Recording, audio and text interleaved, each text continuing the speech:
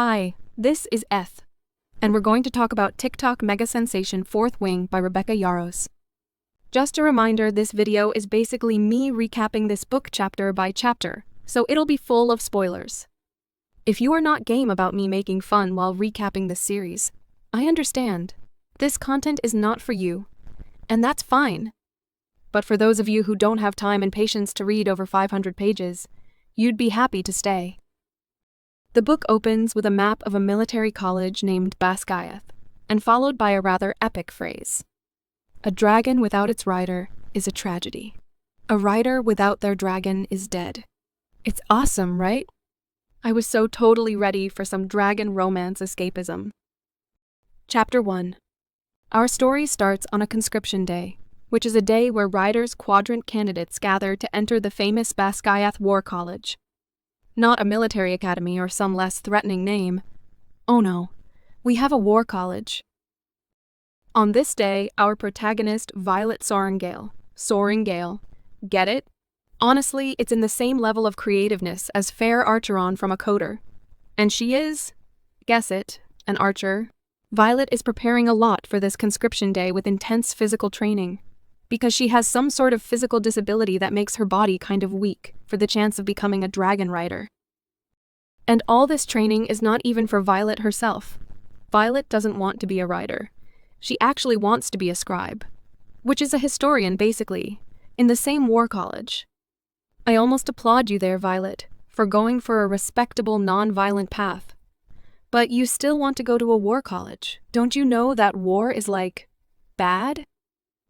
You see, it's not actually that strange, because Violet's mom is a war-loving Navarian general, Lilith Sorrengail. She is also the second highest general in the kingdom. It also doesn't help that her siblings are accomplished dragon riders themselves, because dragon riders are like the top caste in the military hierarchy. And Violet is expected to continue the family tradition, which is weird because her dead father was also a scribe. Violet's mom says, "You're the daughter of a rider. You are 20 years old, and today is conscription day. I let you finish your tutoring, but like I told you last spring, I will not watch one of my children enter the scribe quadrant, Violet." This is the kind of fumbling exposition you would expect throughout the entire book. The author doesn't even bother exerting her skill to make it a more seamless exposition at all. We have to go through numerous painful instances like this one. Violet is the youngest of the Sorrengail family, which consists of a dead scribe father, a war-loving general mother, a dead older brother Brennan, an older sister named Mira, and then Violet herself. So there are 3 remaining members of Sorrengail family who are still alive. So you'd think with this many war casualties in a family, a mother would try to shield her children from war, right? Especially since Violet has a disability, and the college is extremely deadly. Like statistically, only a quarter will graduate or something. And the only reason the rest don't graduate is because they're dead. But no, Violet's mother might be one of the most mentally abusive and neglectful mothers in the entire romance fantasy genre. Violet's mother insists that Violet be a rider, and she even has an argument with Violet's older sister, Mira. Damn it, Mom. She can't even handle her rucksack. She spent her whole life training to become a scribe. She wasn't raised to be a rider. How many rider candidates die on conscription day, Mom? 40? 50?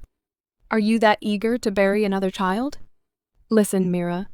I get that you want to protect your little sister who is extremely frail from a certain death sentence, but you're kind of condescending there.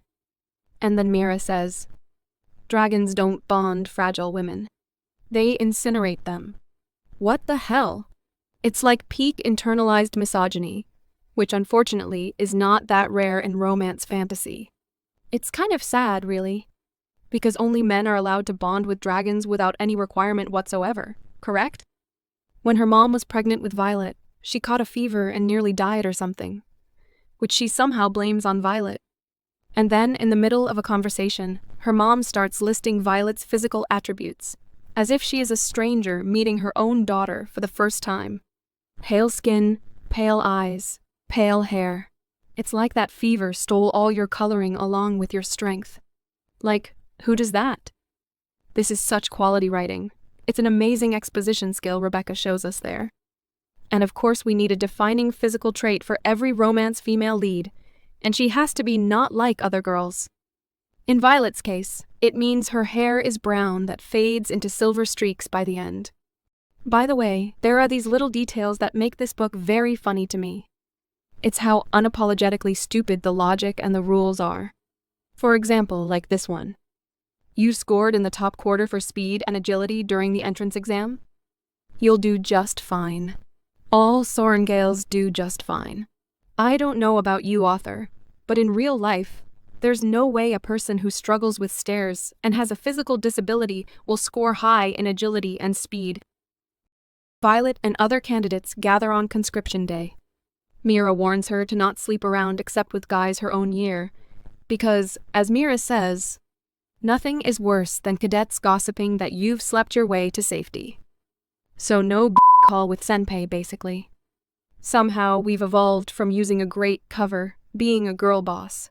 But no, sleeping around is still totally bad.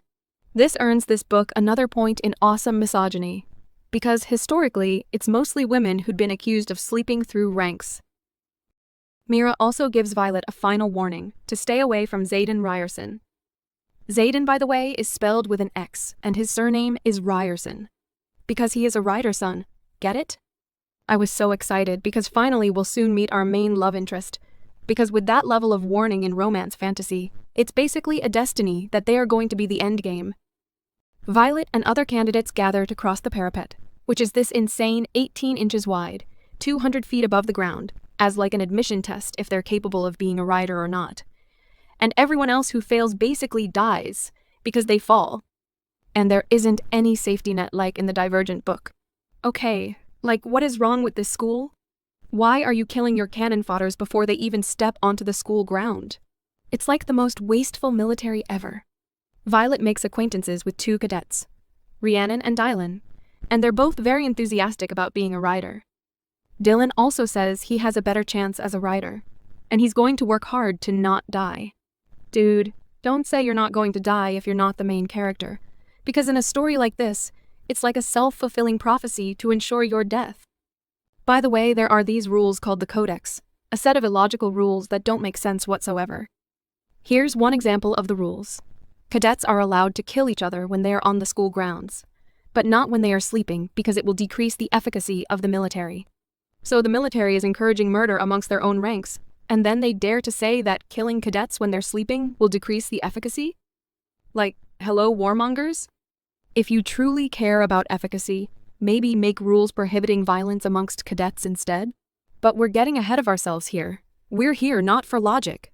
We're here for the tropes. While they're waiting for their turn, a guy walks up to Violet and guys, "This is why I read this book. This is amazing. I died of happiness when I read this. This is Violet's first reaction towards our main love interest. My heart simply stops. He's tall, with wind-blown black hair and dark brows. The line of his jaw is strong and covered by warm, tawny skin and dark stubble, and when he folds his arms across his torso, the muscles in his chest and arms ripple, moving in a way that makes me swallow. And his eyes. His eyes are the shade of gold-flecked onyx. The contrast is startling, jaw-dropping even, everything about him is. His features are so harsh that they look carved, and yet they're astonishingly perfect, like an artist worked a lifetime sculpting him. And at least a year of that was spent on his mouth. He's the most exquisite man I've ever seen. And living in the war college means I've seen a lot of men. Even the diagonal scar that bisects his left eyebrow and marks the top corner of his cheek only makes him hotter. Flaming hot. Scorching hot. Gets you into trouble and you like it level of hot. Suddenly, I can't remember exactly why Mira told me not to around outside my year group. That is the most embarrassing sonnet I've ever read in the romance fantasy genre. Is it bad? Absolutely. Is it cringy? Totally. Is it fun and enjoyable? Extremely. Our girl Violet is so thirsty. And by the way, that other dude who is her childhood friend, poor Dane Eidos, already has no chance at all. Violet and Xaden then banter. If you don't know, it's a requirement for romance fantasy to have banter. which unfortunately about 90% of authors can't write banter at all. Xaden and Violet argue about who's more to blame for their respective families' demise. So basically, the reason why Mira is warning Violet to stay away from Xaden is because he's the son of the rebellion leader, Fen Ryerson, who was also responsible for Violet's brother Brennan's death. And in turn, Violet's mother captured and executed his father. By the way, this author advertised this book as an enemies to lovers story. But she lied. They're not really an enemies to lovers, because it's very obvious that they already want to f*** each other. Chapter 2. The Parapet Crossing Scene. So Dylan is dead. Told you so, dude. Violet is waiting for her turn on the parapet. This parapet crossing has the same vibe as Dauntless Test from the Divergent series, except you're going to actually die when you fall off. And then. Guys, you should experience this yourself. Our girl Violet, in order to keep calm while crossing the parapet, starts spewing off very crude exposition of Navarre. I'm not kidding, I swear. She just suddenly starts spewing off facts about their world. It's a masterpiece move by the author. The continent is home to 2 kingdoms, and we've been at war for 400 years, I recite, using the basic, simple data that has been drilled into me for easy recall in preparation for the scribe's test. And on there are multiple paragraphs and pages of this. I don't know about you guys, but I'm convinced we should invent an award for this phenomenon. The most lazy and terrible expositions award. While Violet is busy crossing, some asshole behind her eggs her on constantly. A bag named Jack Barlow. This dude is your typical cutboard antagonist. He's so black he has no shade of gray at all. Even Voldemort has more nuance than this dude. Jack Barlow pushes a guy off the parapet, which means killing him, and he threatens to do the same to Violet. Violet suddenly has no chance but to cross the parapet quickly, because Jack is closing on her. It's peak there. When Jack is right behind her, Violet then informs him, in Hermione SWAT tone, that it's not allowed to kill other cadets when they're not on the school ground. So Jack fails, and oh, he's so angry. Chapter 3. Violet injures her knee, but successfully crosses the parapet, and so are Rhiannon and Jack. About 1/5 of candidates died. The rest gather while they're assigned to squads and wings. And our second love interest Dane comes up to Violet and she instantly vomits. If that isn't a premonition, I don't know what else is. Dude has the worst luck. He has no chance at all. Damn it, Violet, he mutters. Dane curses damn it at least 5 times in one chapter. Very articulate there, big guy. He tries to get Violet into the scribe quadrant in a kind of controlling way, but our girl refuses. Let me just ask Dane, don't you know, big guy, that the trend in romance fantasy is for the protagonist to end up with the guy who supports the girl, even though they're still the same controlling but in a different way, like forcing pregnancy? Looking at you, reasoned. So Dane is the captain of the second squad of the second wing. Dane tries to maneuver so Violet and Rhiannon get assigned to his squad. But lo and behold, Xaden outmaneuvers him and gets Violet and Rhiannon into his wing instead. Basically, Xaden is in a higher-up position than Dane and is a wing leader, the titular 4th wing. So Xaden is winning the pissing battle here. But no, actually, it's Violet who is actually the winner here, because our girl is snatching captains left and right. And suddenly the dragons came. Some cadets died of the flame. Chaos ensues. While cadets scramble away, Violet makes eye contact with one of the dragons, a blue dagger-tail named Scale, earning its approval. And of course, she is Xaden's dragon. Chapter 4. The next day, the surviving cadets gather. There are about 150 people left, and they'll have to do some challenges before they're going to try to complete the gauntlet. And after that, they'll have threshing, an event where the dragons choose the riders and then they'd bond afterwards. If a cadet survives threshing without being bonded to a dragon, they'll be allowed to repeat the year. And this year, they expect another massacre, because there are more cadets than dragons. This school is top-notch. Why do we need a war when we only need a war college? Dane, like Mira, warns Violet that Xaden wants her dead. Everyone knows it, he says. But no. We the readers know that Xaden is fake hating Violet and actually wants to bone her. Because we're experts at romance tropes. After bonding, the riders would have access to Dragon's unique abilities called Signet. These Signet powers can be anything, like elemental wielding, storm power, and some can see the outcome of a battle, etc. Dane's Signet ability is to read memories by touching people's faces. While sparring, Violet catches Xaden watching her and Dane interact, basically acting jealous. I already knew your parents are tight. But do you two have to be so fucking obvious? Let me guess. Childhood friends? First loves, even? Dude, your first impression of each other is verbal sparring. You have no claim to Violet whatsoever. Calm down. Chapter 5. The cadets have a battle brief class. Here they learn history, which is also known as war propaganda.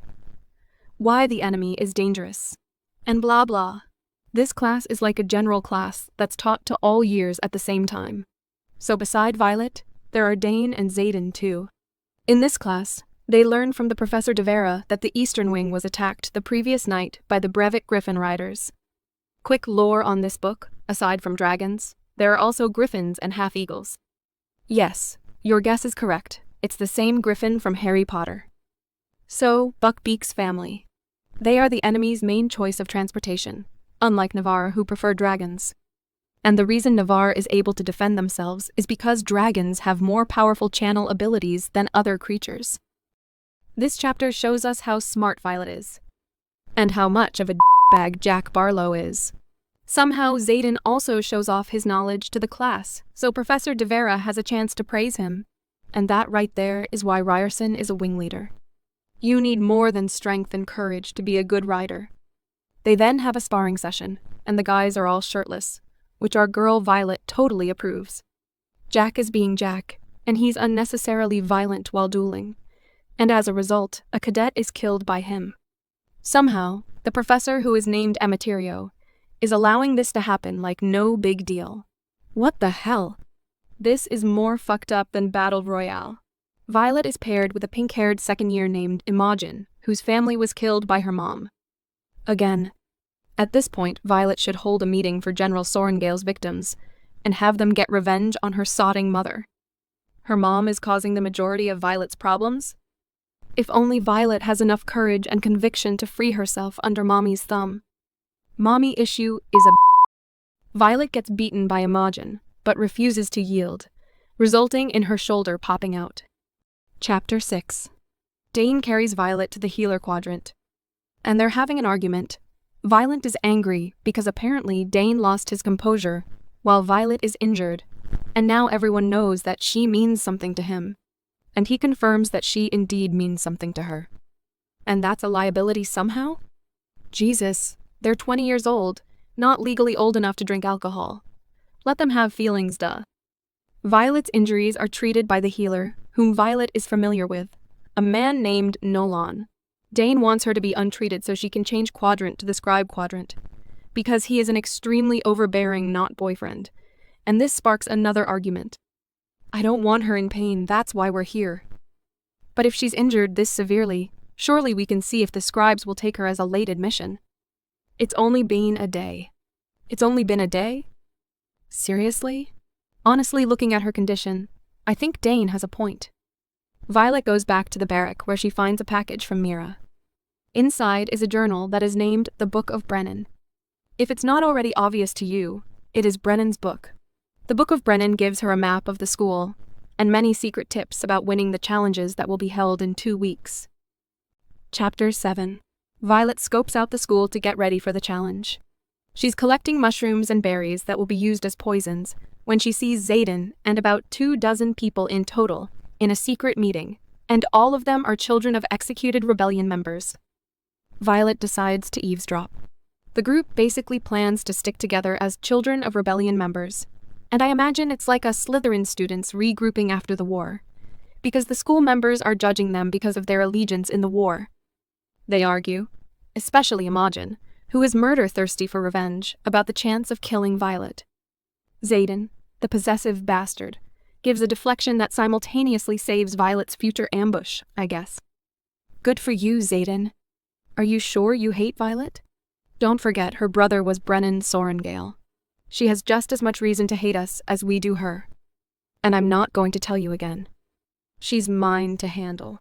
Anyone feel like arguing? The group then scatters, and Violet is trying to go back to the barrack when Xaden catches her. And this is one of the most meta interactions ever, especially Violet's bizarre response. Sorengale. His hand yanks back the hood of my cloak. How did you know? Let me guess. You could smell my perfume. Isn't that what always gives the heroine away in books? He scoffs. I command shadows, but sure, it was your perfume that gave you away. He lowers the knife and steps away. Who does that? Violet is very narcissistic to refer to herself as a heroine. Are you not actually a character in a novel but a self-insert fanfic writer? Am I reading fanficception? So Xaden's signet power is shadow magic. Cool, I like shadow magic. Xaden then fake threatens Violet, but she calls his bluff. They're basically having a thinly veiled flirting and innuendos. You're not going to handle me? Violet is thirsty as This is why I read romance fantasy, even though I'm basically a geriatric now. The shameless romance is pure escapism. Chapter 8. Violet saunters into the hall, where Dane escorts her to class every day. At this point, they're in this not-yet-boyfriend stage, because they clearly have feelings for each other, and it's implied heavily in their conversation. Dane scolds Rhiannon, who's not in her dorm last night, because she's having and this leads to him flirting with Violet. Why Dane ate us? Are you asking me about my life? I mean, is there a life to ask about? Smooth, dude. Since I got here? That's none of your business. Before I got here? Still none of your business. This is maybe the most personable Dane depiction in the book. I kind of halfway there disliking him. And he ruins it by being overprotective again, warning her against Jack Barlow. Dude, no one needs a caution against Barlow. That dude is such a red flag. The new cadets learn about dragons and bonding in class. So lore time, apparently fewer dragons are bonded each year, and dragons only give their name and talk with riders they're bonded with. Signets are the result of the unique chemistry between rider and dragon, and usually say more about the rider than the dragon. The stronger the bond and the more powerful the dragon, the stronger the signet. Blue dragons aren't willing to bond with riders anymore, but I'm sure Violet is an exception. And also, there's only one black dragon, an unbonded black dragon because his bonded rider died. And that rider died because he tried to save Brennan, Violet's deceased older brother. In the sparring class, Xaden is watching Violet again. Violet circumvents her physical weaknesses by poisoning her opponents well before the sparring. She uses the poisonous berries and mushrooms she picked up before and sprinkled them over her opponent's food. Just enough so they admit defeat, but not enough to kill them. One of her opponents being Oren, Jack Barlow's friend. Violet is kind of happy with this approach because she's been successful so far, and no one notices, because they're dumb as But then Xaden comes in and becomes her sparring opponent. Chapter 9. Violet has a monologue about how hot and dangerous Xaden is while they are sparring. Dane protests that Xaden is too much for Violet to handle. Xaden and Violet fight, but they are kind of flirting simultaneously. Going for blood today, are we? Violence? My name is Violet. I think my version fits you better. While fighting, Xaden praises Violet for poisoning her opponents.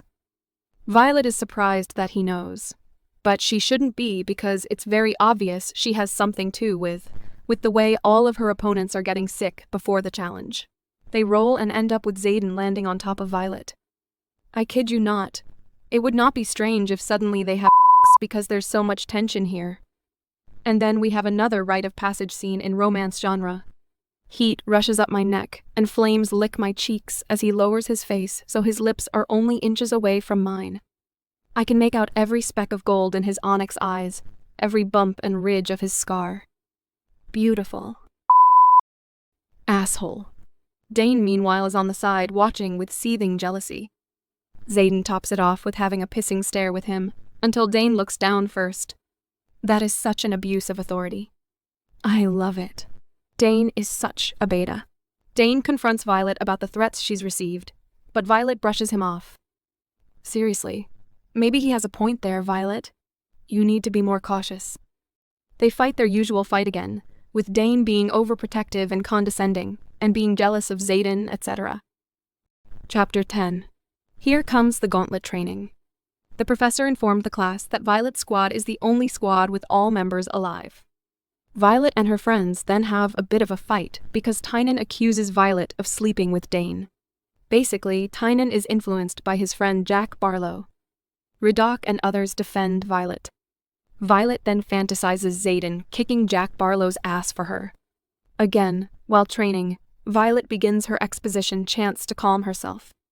A girl in her squad bonds with Violet while they are training. Her name is Arlie. She's never introduced before, and suddenly they bond? That's when I knew that she's going to die. And she does. Violet has a trauma about Arlie's death, and worries about her own survival on the gauntlet. She wanders around the school again, and comes across Xaden and his group again. And she eavesdrops again. And again, Xaden knows she's there, because, as Violet is wont to say, my scalp prickles and Xaden stops mid-step 10 feet away, the set of his shoulders rigid. Shit. He knows I'm here. Xaden then asks Violet what's bothering her. She tells him that she's debating running away from Basgiath because she's having trouble with the gauntlet. Xaden calls her violence again. They flirt again. And then Violet asks his opinion whether she has a chance of survival. But Xaden teases her like a pervert, before answering her seriously. I just need to know what my chances are here. My hands curl into fists. The ass has the nerve to smile. That's the oddest way I've ever been hit on. Not my chances with you, you conceited. Secondhand embarrassment is a guys, but I'm strangely having fun with this. Xaden then holds Violet's hand, giving her a pep talk, and gives her tips about handling the gauntlet. He says she needs to focus on scaling the gauntlet instead. Chapter 11. It's presentation day, the day where the cadets are presented to the dragon, so they'd make up their mind later for the threshing day, where they'd get bonded with a dragon if they're lucky. Because there are only 100 dragons for 171 riders. So more riders for less dragons, meaning they have to compete. There are 8 cadets left in Violet's squad, which makes it the biggest squad. Statistically, this is the deadliest day in the academic year, because most cadets who failed to bond die. Dane is his usual annoying, controlling behavior, trying to prevent Violet from participating in the presentation. Dude, you're like a broken clock. Just give up. Jack is being an asshole again. Ridoc and Rhiannon are cheering Violet up while she's doing the gauntlet. She succeeded, but someone accuses her of cheating. It's Amber Mavis, the wing leader of Third Wing, who's apparently Dane's something last year. So we can assume it's the jealousy talking here. The cheater clearly used foreign materials not once, but twice, Amber yells. It's not to be tolerated. We live by the rules or we die by them. That addendum was written to make thievery an executional offense. Another winner's logic here. Stealing is an executional offense, but murder is okay? Exceptional logic. Anyway, by technicality, Violet is acquitted from execution, claiming the blade is part of herself. Xaden then comes to her to see that she's injured and demands that she do something about it. But Violet is distracted because her squad survives the gauntlet. Chapter 12. The cadets meet the dragons. Apparently, there's a feather-tailed dragon that no one wants to bond with, because it is a small dragon, and the fact that feather-tailed dragons just don't bond. I knew instantly that this dragon would bond with Violet, because she's special, not like other girls. They walk past the dragons, and they are discouraged to make eye contact with them, lest the dragons get angry and kill them. Because the dragons are the ones who choose the riders, not the other way around. Violet is teased by her squad mates to do her exposition babble, and she does. From that exposition, we learn that wyverns are mythical creatures who are bigger than dragons. But of course, folklore doesn't stay folklore in a fantasy story. They serve as a foreshadowing tool. You can almost see how the author's brain works here. They're like unpolished stone, not gems, but regular stone with their unremarkable skill. At one point, the cadets walk past a small golden dragon, the Feathertail. Tynan, the jerk in Violet's squad, who is best friends with Jack Barlow, keeps insulting and taunting Violet. Jack Barlow is like a disease. He infects vulnerable assholes to become true to their nature. And then Violet's squad mate Pryor, who's been acting indecisive earlier, got blasted and died. You can't have indecisiveness in here, except, of course, the leniency given to our girl Violet. And then Violet catches the attention of two green dragons. Apparently, the dragons can smell Mira's dragon scale in Violet's armor she's been using. Another squad mate Luca insults Violet, and she's instantly killed by the dragons. No one can insult our Princess Violet and get away with it, it seems. Chapter 13. It's threshing time. In another word, bonding time. According to Professor Kaori, if a dragon has already selected you, they'll be calling. So pay attention to not just your surroundings, but your feelings, and go with them. Meanwhile, Jack Barlow threatens Violet again. If you're not chosen by nightfall, there's a problem, Professor Kaori responds, his thick mustache turned down at the ends. You'll be brought out by a professor or senior leadership, so don't give up and think we've forgotten about you. Well, you certainly seemed perfectly okay ignoring them when they are killed left and right, so pardon me to not give a useless professor has to say. I think the professors should all go to jail for extreme neglect. Anyway, while threshing is happening, Jack and his goons are trying to kill the weakest dragon, the Feathertail, for no other reason than she's going to be a liability. At this point, I was more convinced that the Feathertail is so gonna bond with Violet.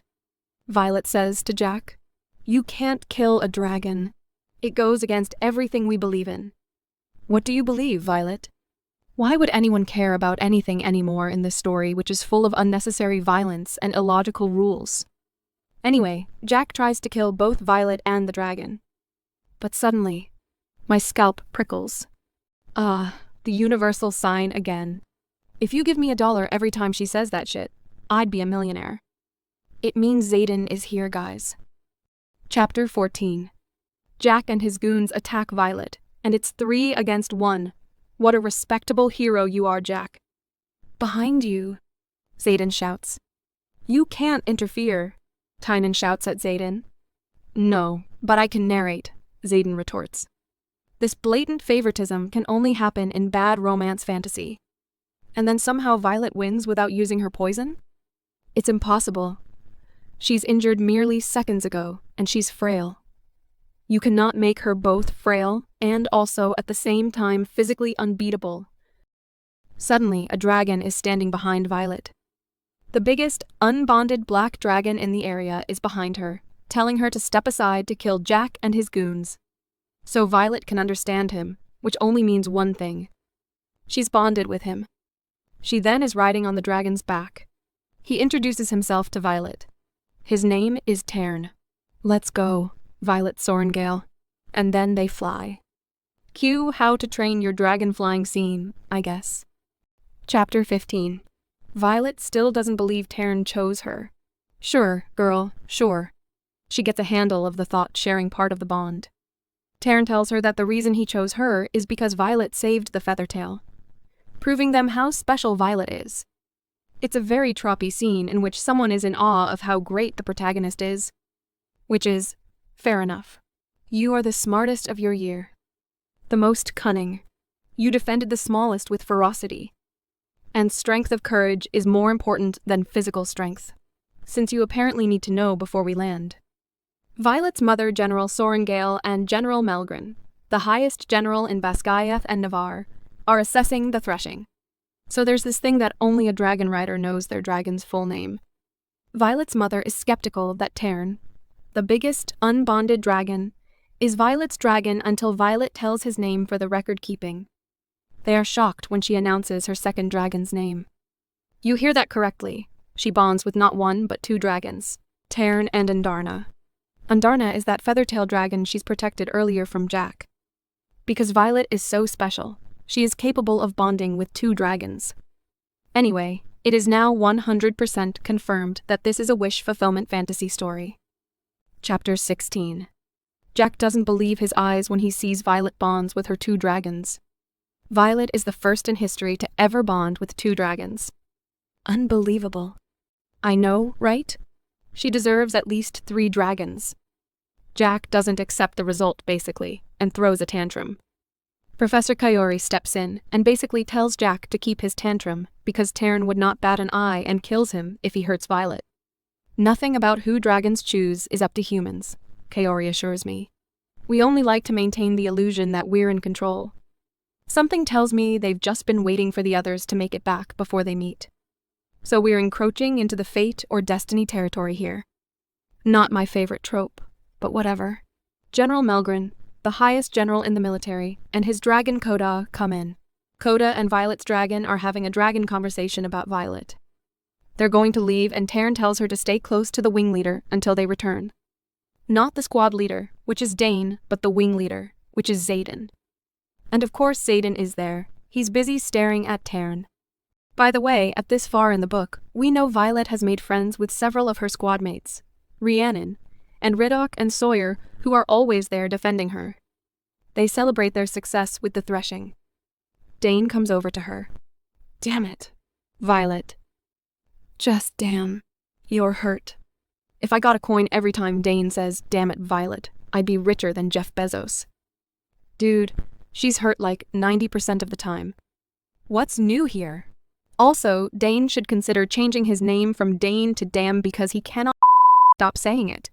Also, it rhymes with his name and everything. Dane pressures Violet to choose Andarna, the smaller dragon, and let the bigger black dragon Taryn go. Understandably, Andarna and Violet are not having any of it. I'm not choosing. I shake my head, disengaging our hands. No human has ever chosen, and I'm not about to be the first. And who the hell is Dane to tell me that? Excellent internal deduction, girl. But Dane tries to manipulate her using trust tactic. You have to trust me. You do trust me, right? I'm not, really. And frankly, Violet shouldn't either. He's giving me dubious vibes now. He's giving me a Tamlin vibe and a Komath. Basically, the real reason he keeps pressuring Violet to abandon Taryn is because Taryn and Scale, Xaden's dragon, are a mated pair. This asshole Dane, when he's not getting what he wants, then telling Violet that Xaden manipulated the threshing somehow. Dude, I know you're jealous, but you need to You manipulated threshing. Is that an official accusation? Xaden explains that he didn't manipulate the threshing, but because Sigale is calling Taryn. Xaden then asks Dane if he's willing to abandon his rule-abiding tendency to help Violet when she's in danger. Just like that, suddenly the tables turned. And out of curiosity, would you have, let's say, bent those rules to save your precious little Violet in that field? His voice ices over as he studies Dane's expression with rapt fascination. Dane swallows, his eyes slamming shut. No, I wouldn't have. This is a power move. Violet is heartbroken by this revelation. Don't worry, girl, just dump that controlling asshole. Violet is then taking her frustration out on Xaden, saying there's no us about them. But Xaden disagrees now that their dragons are a mated pair. Xaden tells her that's why she would need to stick with him, or their mated dragons, because the unbonded cadets will try to kill her to try to bond with Taryn themselves. And Violet comes to a realization. I belong to Taryn and Andarna, and in some really way, Xaden. My scalp prickles, and I glance across the field at him. As if sensing my gaze, he looks over and holds up a single finger. Target number 1. The bonding process involves the dragons marking the riders with their flame, which is called a relic or something, and Violet gets to keep both of her dragons, proven by the 2 relics on her body. And then Dane kisses Violet. Like, dude, don't you have any shame at all? You've just said that you won't bend any rules to save her, and now you dare kissing her? Leave her the alone. Violet. Our girl doesn't like the kiss, thinking she doesn't feel anything from the kiss. I approve of that. Chapter 17. The newly bonded riders now have their own room, and we've now learned how the school keeps the atmosphere of resentment here, by relegating the less desirable duties to unbonded cadets. Nobel Prize for Peace contender there. Violet has suddenly climbed to the top of the hierarchy ladder now, because she's bonded to Taryn, the second biggest black dragon, aside from Kodesh, the highest general's dragon, and because of that, the others are afraid of her.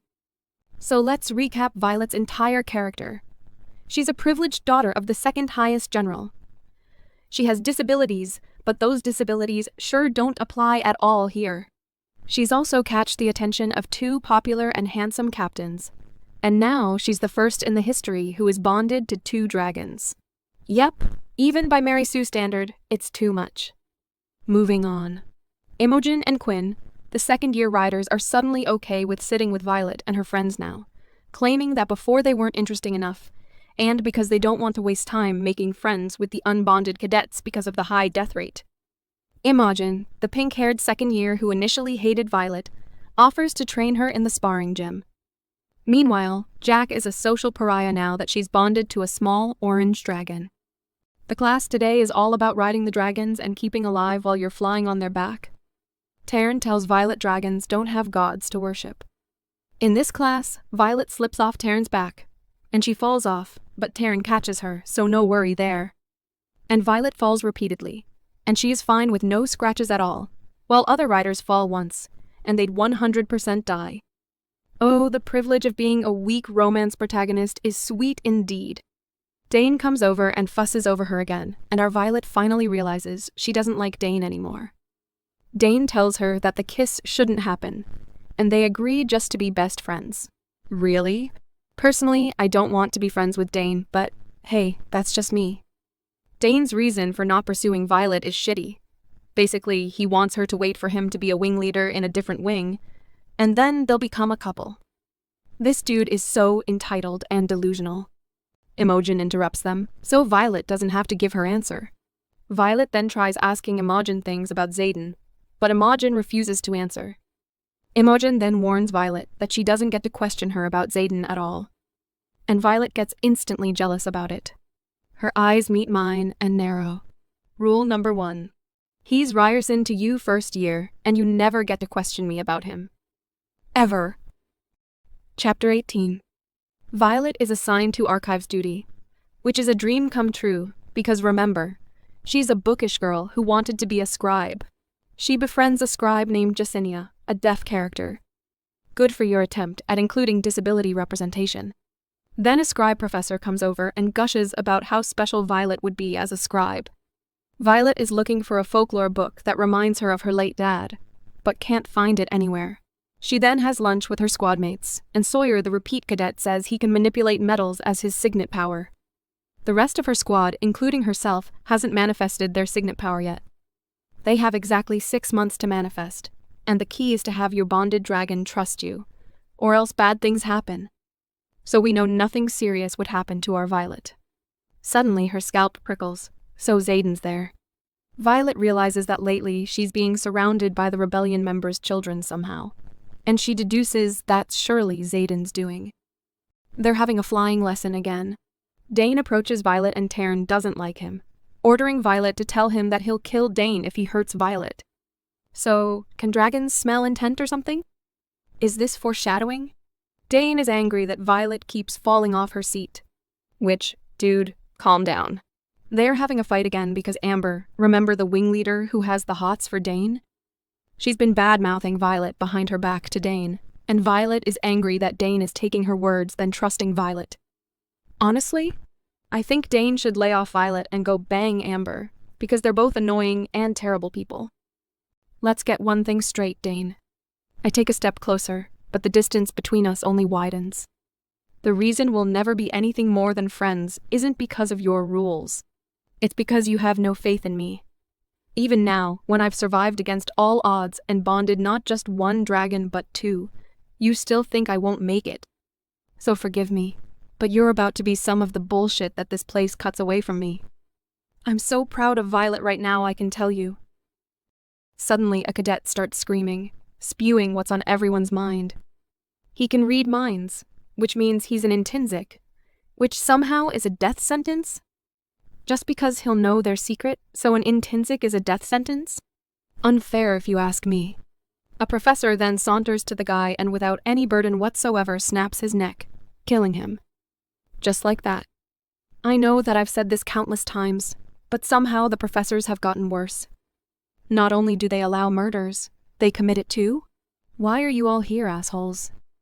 Anyway, the day's tiring and Violet gets to sleep, before suddenly Taryn orders her to wake up immediately. because 7 unbonded cadets are in her room trying to kill her in her sleep. It's Jack's goons, Oren and others, but not Jack himself. Now Violet's trapped. 6 against 1 because 1 cadet runs away. Violet almost doesn't make it before Xaden arrives. Chapter 19. You're all f***ing dead. His voice is eerily calm, and all the scarier for it. Yeah, remember that willy-nilly rules about murders aren't allowed when they're sleeping? I guess that's in effect now. Xaden then, without a second thought, murders all 6 of them. Great. Has anyone ever heard the phrase violence begets violence? No, just me? Okay then.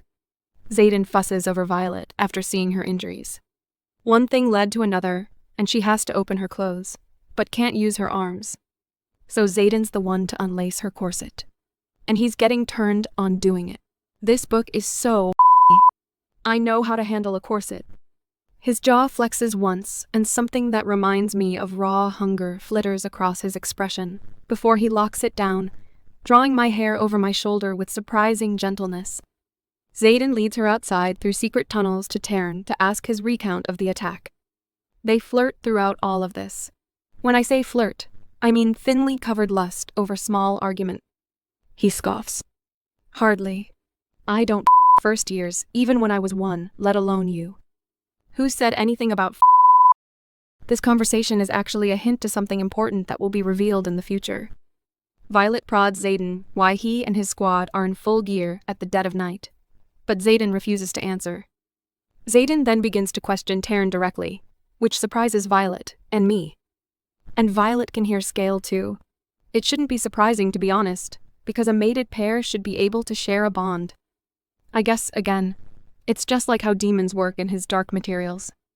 The real surprise is that because they are a mated pair, if one of them dies, the other dies too. Which I'm sure would propel Xaden's protectiveness up 5 notches now. I hope he doesn't turn into another Dane. So it turns out Andarna can give her power to Violet directly, because she's still a hatchling, and her power is to pause time. Wow, it's like the ultimate power there, isn't it? Nothing would ever compare to the ability to pause time, surely. Xaden demands Violet to tell him who's the one who opened her rooms to her attackers, but Violet refuses. I'm not gonna lie. I'm very intrigued by this mystery. Chapter 20. The next day, the squads are reassigned because of recent death tolls. Xaden assigns the strongest first-year Liam as Violet's bodyguard, which she vehemently rejects. It turns out my fear of Xaden becoming another Dane is coming true. You're overstepping. My nails bite into my palms. You haven't begun to see overstepping, he warns. Any threat against you is a threat against me, and as we've already established, I have more important things to do than sleep on your floor. Heat flushes up my neck and stains my cheeks. He is not sleeping in my room. Of course not. He freaking smirks, and my traitorous stomach dips. I had him moved into the one next to yours. Wouldn't want to overstep. Dane watches this exchange and gets jealous, but no one cares about him. And then we have a trial for Violet's attempted murder. And the mysterious woman who opened Violet's door turns out to be Amber, Dane's bestie. Dane doesn't believe this and demands Violet to rescind her statement, but Violet is firm in her testimony. Dane finally shuts up after Violet shares her memories of the attack. Violet begs Tarn to not kill Amber and Tarn refuses, and then blasts her dead. This book is really not kind to women who are positioned as Violet's enemy. The only neutral thing I read about women in this book is Mira, who is protecting her in her condescending way, and Rhiannon, who is her friend and poses no threat to her love interests, and is a very perfunctory character without her own arc. Her mother, General Sorengale, is depicted badly, Imogen too, and other cadets. And now Amber, her main rival of Dane's affection. And Violet gets to keep her hands clean because other men, of both human and dragon kind, would do the dirty task of murders for her. Really, a perfect scenario. Just let me address the author for a moment. You can write about women's rivalries without dehumanizing them. You know, right, Rebecca? But I guess that's too much to ask. Chapter 21. Liam shadows Violet as she's doing her assigned work in the library, and surprisingly she gets along with him. Liam has a hobby carving out woods anywhere, anytime apparently, so he's leaving wood shavings everywhere. I've read this kind of male character hobby a few times before, but I can't recall where. I think it's in fan fictions. #fanfictionqueen. Anyway, Liam also knows sign language, good for him, and he flirts with Jacinia using sign language. Liam and Violet bond a little bit, and from this she learns that Xaden and Liam go way back, and came from the same foster house after their parents were executed by her mother. Awkward, and he got separated from his sister because of that. And Liam also reveals the most horrifying thing about children of the rebellion is that they are allowed to live only if they make it through as riders, not other quadrants. Because of the high mortality rate, I assume. So there's no choice but to survive the brutal rider training. War criminals, all these imbeciles. Liam also tells her that the reason he's assigned as her bodyguard is because he owes Xaden everything. And now that she's stuck with Xaden forever, basically, he would like to keep her safe. And then they have a battle brief, where they are told the winner of the squad battle will be participating in the forefront of the war. Like, in the actual war. My advice is just try to lose, cadets. Try to lose to save your life. Chapter 22. More than a month has passed since threshing, and Taryn hasn't started channeling yet, claiming Violet isn't yet ready, making her nervous because she's the last cadet who hasn't manifested Signet yet. Dane is avoiding her, which, good. Violet is still thirsting after Xaden, even when she's still angry at him for having Liam shadowing her. They have a sparring class in the gym. Violet's mouth waters as she watches Xaden on the sparring mat without his shirt. I've seen countless riders spar without their shirts these past months. This is nothing new. I should be absolutely immune to the male form, but I've never seen him shirtless. Every edge of Xaden's body is honed like a weapon, all sharp lines and barely leashed power. His rebellion relic twists around his upper body and stands out against the deep bronze of his skin, accentuating every punch he throws, and his stomach. I mean, how many muscles are there in the abdominals? His are so rigidly defined that I could probably count every single one if the rest of him wasn't so damn distracting. Calm down, Violet. Let's tone down your horniness a bit. We are in public. Violet and Xaden then face each other on the sparring mat again, and Dane is standing on the side being an asshole jealous again. This book is so repetitive. Meanwhile, Jack is starting to find his bully form again, confronts Violet and threatens to kill her in a challenge in a couple of weeks. And then this random scene happens, somehow, during this confrontation. Jack's friend offers him an orange, which he blatantly refuses with disgust, implying he has an orange allergy. I mean, who does this? Why would you suddenly come up to your friend, offering an orange while the situation is tense, and your friend is in the process of bullying others? I would bet my ass that Violet would poison him using an orange somehow with this level of master foreshadowing. Clearly, this author has a negative skill in the art of subtlety. Xaden scolds Violet for not wearing her armor, and this time Dane comes to her defense. Xaden retorts back that he's suspicious that Dane only comes to her rescue in unimportant moments, and doesn't come to her rescue in very urgent moments. Dane seethes, hearing this, but stays quiet. Anyway, Taryn and Andarna decide that Violet held her own against Xaden, and she's in control of her temper. For that, they think she's ready for channeling and signet power. You held your own and controlled your temper. She's ready. She's ready, he agrees. Violet gets Taryn's signet power, and the process leaves her a bit high-strung and lustful, because Taryn and Scale are mating, which transfers their heated feeling onto Violet, and Violet decides right at that exact time she needs to come see Xaden. His eyes meet mine in the moonlight. Oh, violence! You're going to have to learn to shield against Taryn, or his escapades with Scale will drive you mad or into someone's bed. Xaden gets jealous when Violet mentions Liam being a contender of escapade. Dude, you reap what you sow. I'm the one who burst through your door and killed everyone who attacked you. And then I removed the other threat to your life with a very public, very polarizing display of vengeance. Liam didn't do that. I did. Xaden then teaches her to shield, and they flirt throughout all this. Right then. All right. Will you teach me to shield? A smile curves his mouth, and my gaze drops to his lips. Say please.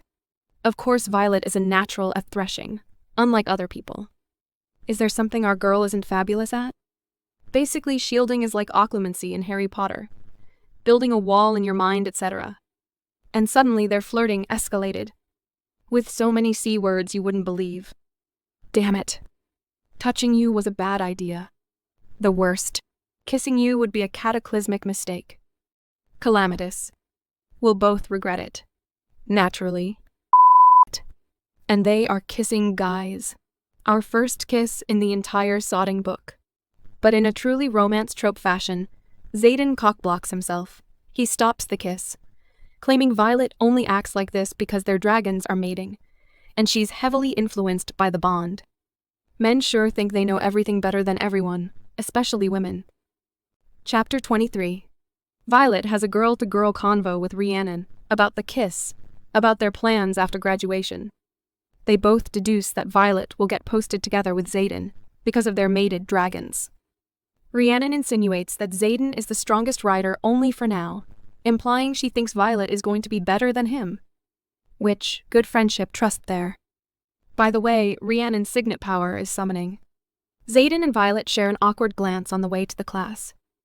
Dane wants to speak with her, trying to make it right.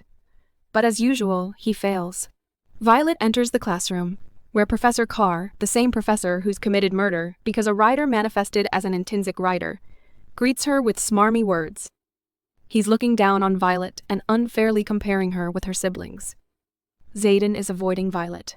Violet confesses to Liam that Jack will make a challenge against her.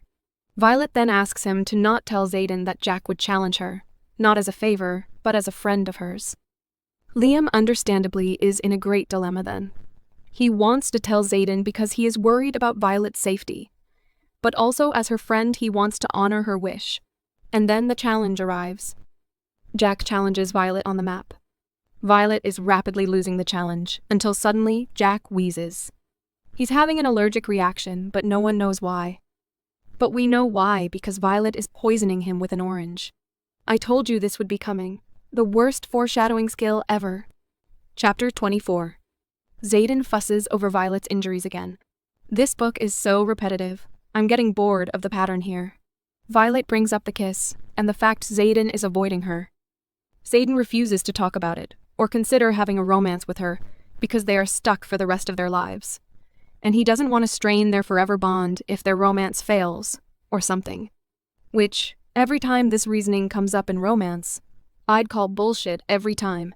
So the next day, in sparring class, Violet is pining. And so much of the book, like 50% of them, is dedicated to how hot Xaden is in everything. Girl, I know, I read 500 pages of it. So chill the for a bit. Xaden has made her a blade that is covered in runes, and Violet is swooning because of this. And they begin one-on-one sparring. Xaden ends up on top of Violet, of course. They then flirt in this position, watched by the entire class. I know how to handle you on top of me. You won't like what happens if you push me. Or maybe I will. Disarm me before I test that theory in front of everyone in this gym. Interesting. I didn't take you for an exhibitionist.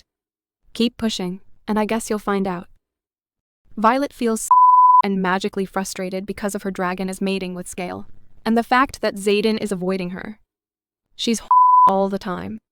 And then some guy manifested his signet by bursting into flames, so insta-death.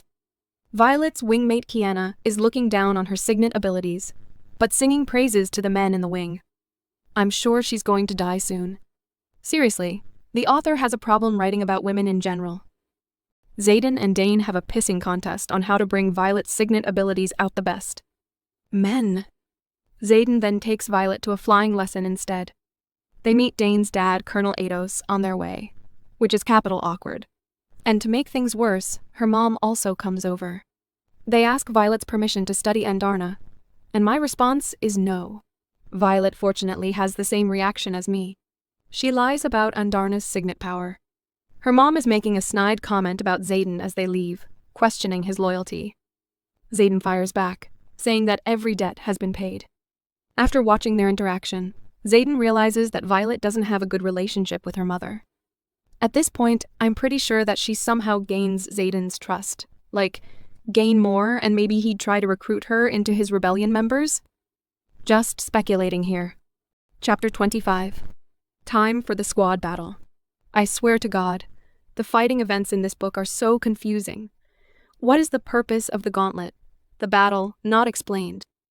Violet's squad is winning, and they have a surprise final squad battle. They are to fight without their squad, section, and wing leaders. The task is so vague, they have to acquire the thing the enemies find most advantageous, by any means necessary, and there are no limits. Sure, any means necessary with no limit. What a war-loving vibe here. Battle Royale is more honorable than this school. By the way, there are a lot of characters in this book, like a whole lot of them. But somehow, you just don't care enough about them, because they are there just to serve a plot purpose. You don't feel elated about their squad winning because you don't know anything about their opponent except Jack Barlow, who is unusually absent. There's no tension at all between the squads, and this dark academia vibe isn't in the air at all. Violet's squad is led by Imogen, prompting this very new character named Nadine to hesitate. She doesn't like children of the traitors, I guess, and I'm sure is going to be killed soon. They discuss among their squad about the thing the enemies would need most. Violet suggests that they break into her mother's office. This breaking into General Sorengale is played like a heist scene. 9 riders each has their own role. They successfully break into her mother's office. Violet finds a letter for his mother and reads it. They find out that the boarders are having difficulties and need urgent reinforcement, making them believe the ungraduated riders will be called into action before graduation. And this just makes me angry. I will say 1,000 times, why would you kill your students when you desperately need more troops? There is no logic in this book. So there's this unrest in Terrandor because the largest share of riders' conscription are people from Terrandor. Terrandor is on the border, where most of the executed rebellion members came from, including Xaden and his gang. And the military somehow thinks that the solution to the unrest is to spend more on the defense budget there. It's like talking to a war-loving conservative. It's like they can't conceive of the idea of peace, and maybe spend more on more urgent things like basic needs, housing, universal healthcare, civil rights, etc. They only know of violence and how to kill, I guess. Anyway, they find a battle map. They are the last squad to come back to the class. Then they begin to examine what each squad's earning. Xaden watches Violet proudly as they win the contest. Chapter 26. Violet's squad is shadowing the Montserrat military post as the prize for them winning the squad battle. We don't know where it is, except it's 200 miles from the coast. The geography in this book is worse than middle grade because you learn absolutely nothing just from reading. You can tell that the author has no prior fantasy background. Anyway, Rhiannon is getting antsy, and we know what the reason is because she tells Violet that her village is close from Montserrat. They agree to do something that would get them into trouble if they're caught. But we don't know what that something is yet. At this border, the safest border according to the general, Violet comes across her older sister Mira.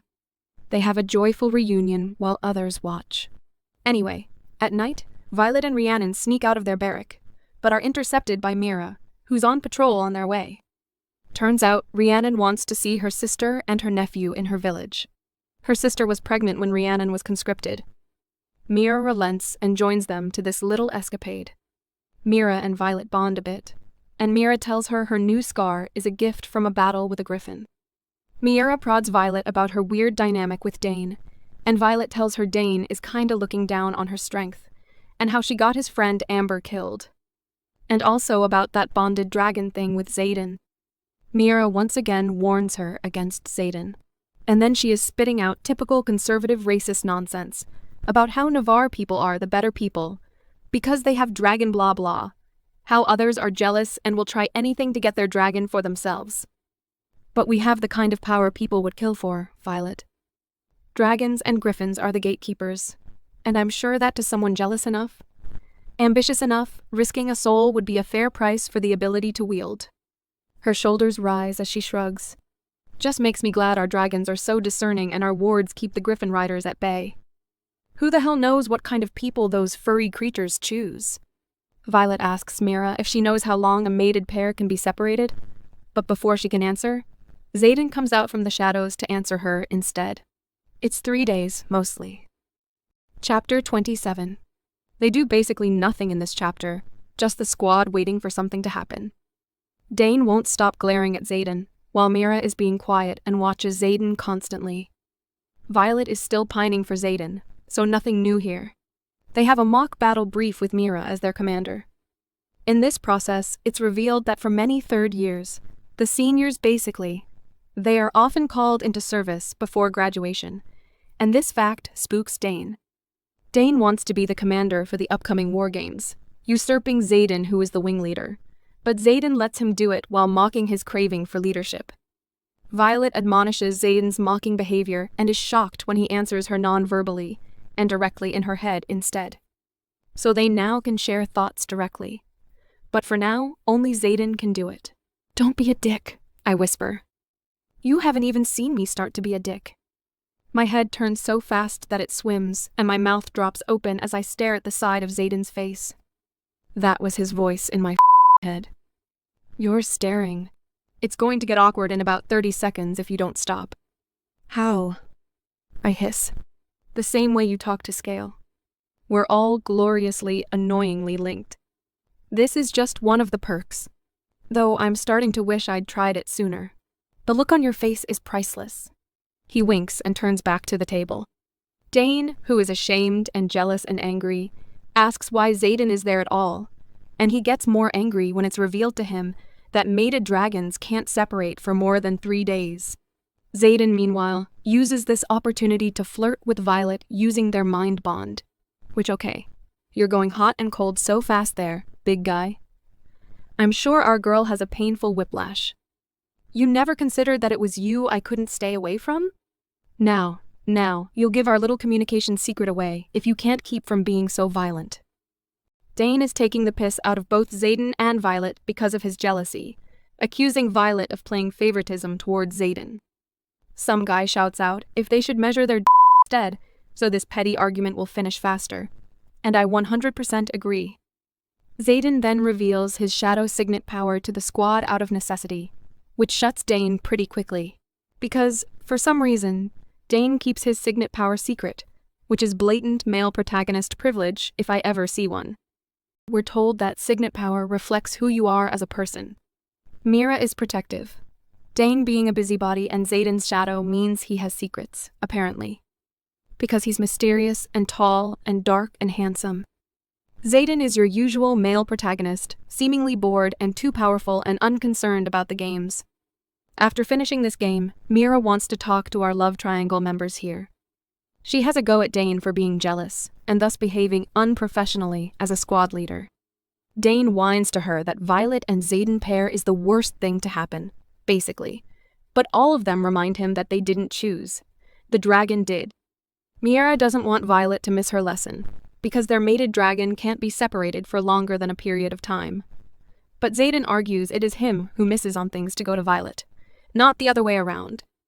Violet defends Xaden when Mira seems to be wary of him, shocking her older sister. And suddenly, the alarm bells ring, griffins are headed their way. And it's bad because the wards are down. Why are the wards down? Violet then has a damsel in distress treatment from both love interest and her sister. Get Violet out of here safely. Violet insists on helping Mira and the riders fight the griffins, but all of them vehemently disagree. Violet then pleads to Xaden to let her go and join them, but he kisses her instead. Leave for me, Violet. I will hate you for this. Yeah. He nods, a flash of pure regret crossing his face as he draws away. I can live with that. Taryn then takes Violet away while she watches griffins envelope the post. Chapter 28. We're back on War College Baskayath, and Violet is antsy waiting for some news. Xaden finally walks in and gives her a coffee, because apparently, she hasn't been sleeping while waiting for news about Mira. Xaden discloses that he hasn't been sleeping well since his father's secession, and this leads him to reveal his age, 23. Why is Violet unaware how old he is when it's stated by the Codex that every cadet is conscripted at the age of 20 is beyond me. Sometimes I think the author is oblivious of her own bullshit world buildings. Xaden is also suddenly confident to reveal how creepy he actually is. He knows about Violet's birthday, and he researched the hell out of her after he saw her in the parapet. I told you this was never enemies to lovers. It's a necessary effort to ruin her, he says. But now the plan has changed. Because of love, obviously. But he says it in dramatic, non-L word sentences. Maybe it was when I saw Oren holding a knife to your throat, he says. Or maybe it was when I realized the bruises on your neck were fingerprints and wanted to kill them all over again, just so I could do it slowly. Maybe it was the first time I recklessly kissed you, or when I realized I'm fucked because I can't stop thinking about doing more than just kissing you. Dane has the privilege to break the tension, asking Violet to get breakfast with him. Xaden gets jealous, and Violet tells him to calm down using their mind bond. She finally succeeded in mastering it. Professor Markham finally relents after much needling from Violet and tells them that no riders died. Dane comforts Violet by hugging her, and when Violet looks back, Xaden is gone. While having a battle brief, Violet uses her new skill to interrogate Xaden things about himself, his favorite food, his relationship with Liam, etc. And also the scars on his back, but Xaden refuses to answer the last question. This is because Mira told her that Violet doesn't even know Xaden that well to defend him. Anyway, Xaden makes a saddle for Violet to sit on Tarn so she won't keep falling off his back, which is sweet. They mind flirt throughout the game battle briefs using their mind bond. Dane then comes over and approves of the saddle. Xaden teases Violet again, using their mind bond in front of Dane. Bet it would be even more awkward if I kissed you now, huh? The next time we kiss had better not be just to piss off Dane. Next time, huh?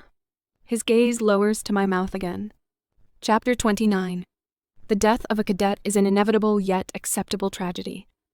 This process thins the herd, leaving only the strongest riders, and as long as the cause of death does not break the codex, any rider involved in extinguishing another's life shall not be punished. Major Offendra's Guide to the Riders Quadrant. We have the first battle of the War Games. Violet's squad is on both offense and defense. They are against the first wing, who is defending a crystal egg. So the mission is to score as many points as possible by stealing eggs, flags, or even professors. Good graces, one of only a few good things in this book.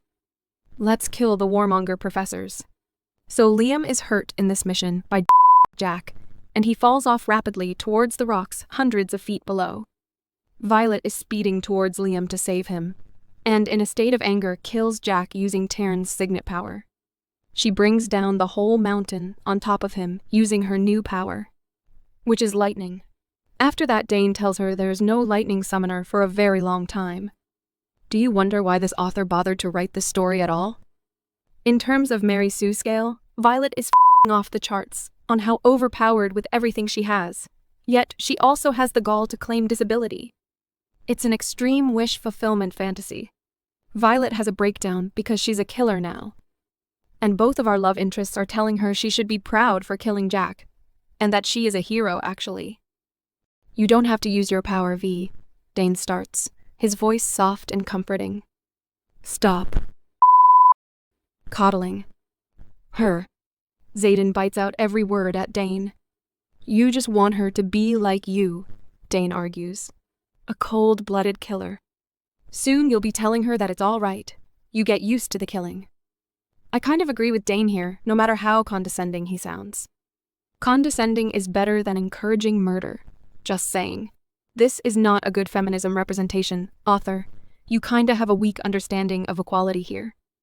Xaden even goes his way to say that killing is expected whether we like it or not, and Violet should aim to become the best weapon or killing machine, so she can defend her territory by defeating invading armies before they get the chance to hurt civilians. You want to keep Rhiannon's nephew alive in that little border village? This is how. You want to keep Mira alive when she's behind enemy lines? This is how.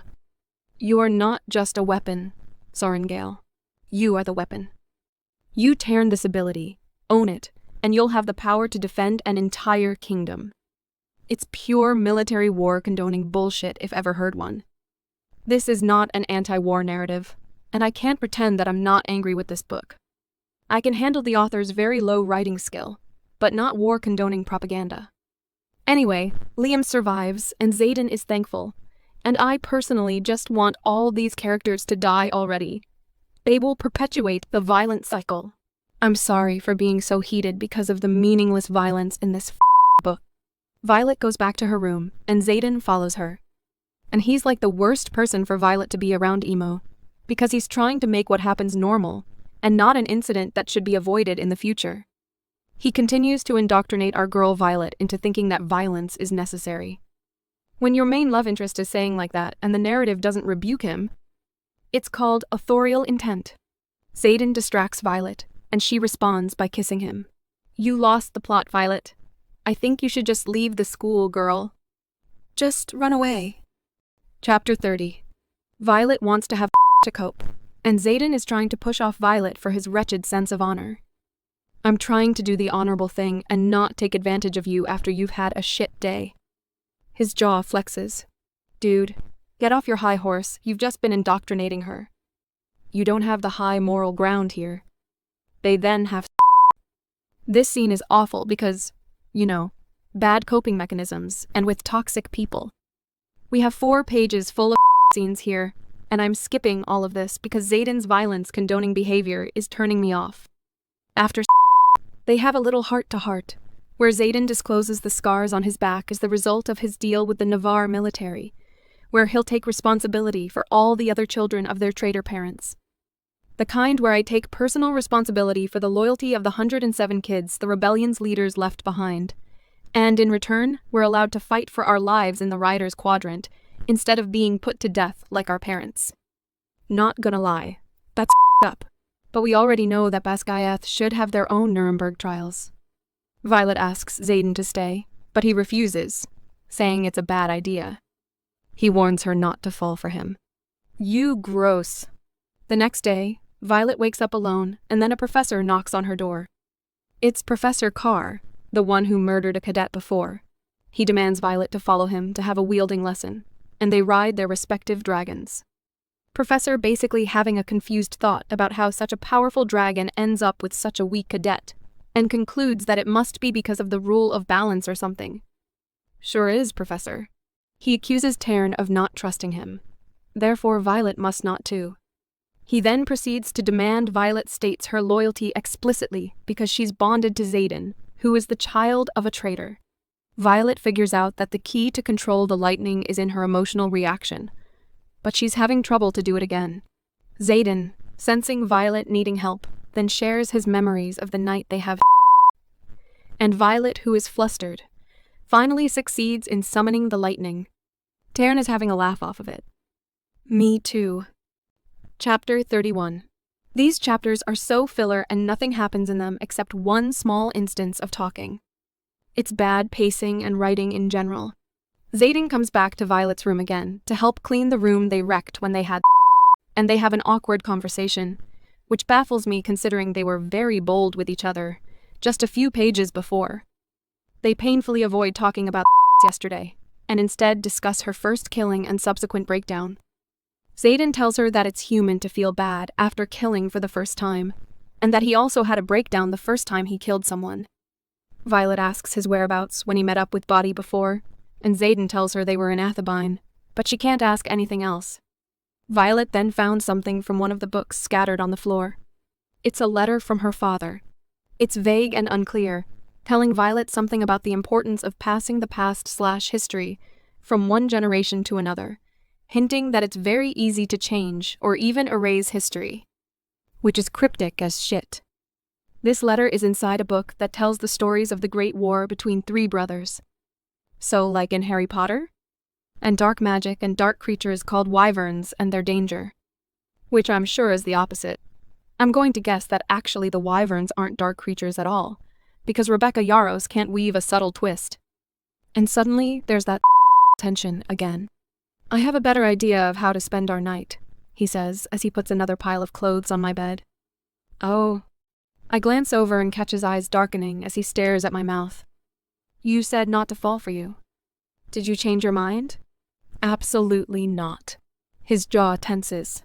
So Xaden is proportioning and Violet argues that she can't separate and feelings.